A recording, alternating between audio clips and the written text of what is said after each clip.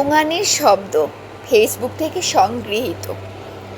একটা সেমিনার রুমে একটা আর্তনাদ, একটা গোঙানির শব্দ শরীরে সর্বশক্তি দিয়ে শেষ সম্বল মায়ের কান পর্যন্ত পৌঁছতে চেয়েছিল, পারেনি।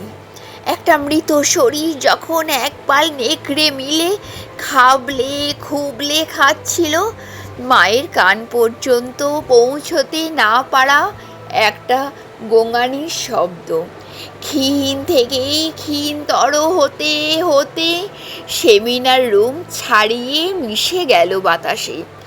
একটা সেমিনার রুম ভেঙে দেওয়া যায়, তাতে কি লোপাট হবে গোঙানির শব্দ? যদি লক্ষ লক্ষ মা বাতাসে কান পেতেই গোঙানির শব্দ শুনে ডুকরে কেঁদে ওঠে, যদি সমুদ্রের উত্তাল ঢেউয়ের মতো ফুঁসিয়ে উঠে ঝাঁপিয়ে পড়ে নরক থেকে তাদের সন্তান রক্ষা করতে, কে দেবে বাঁধ? একটা হাসপাতাল, একটা চক্র, একটা নরক, নারকীয় আগুনে চোখের সামনে ছটফট করতে থাকা, অথচ নত না হওয়া একটা ঋজু শির দাঁড়াতে চেয়েছিল স্বপ্নে ভরা বাবার দু চোখের সামনে, পারেনি। একটা মৃত শরীরে শির দাঁড়া যখন এক পাল শকুন ঠুকরে ঠুকরে খাচ্ছিল, বাবার কাছ পর্যন্ত পৌঁছতে না পারা একটা ঋজু শির দাঁড়া কি ভীষণ যন্ত্রণায় টুকরো হতে হতে হাসপাতাল ছাড়িয়ে মিশে গেল মাটিতে। হাসপাতালে ব্যারিকেড দেওয়া যায়, এক পাল শকুনকে মেঘের আড়ালে লুকিয়ে দেওয়া যায়, তাতে কি লুকানো যাবে মাটিতে শির দাঁড়ার গন্ধ?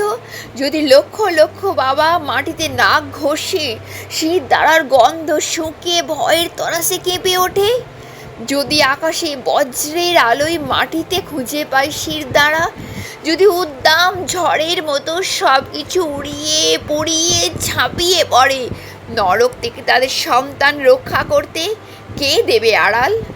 কত আগুন চোখ, কত রক্ত নদী ঘিরে রাখবে ডাইনি রচিত এই নরক, কত ষড়যন্ত্র, কত শয়তানি, কত প্রাণহানি ধরে রাখবে শয়তান রচিত এই নরক।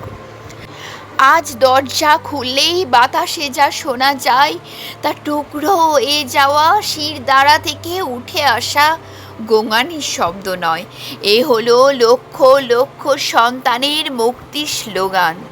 দুফোঁটা চোখের জলে বুক ভিজিয়ে মাটির কাছে মিনতি জানাই, মানুষের হাতে হাতে আজ মশাল জ্বলুক, নরকের অন্ধকার পুড়তে পুড়তে ছাই হয়ে ঝরে পড়ুক।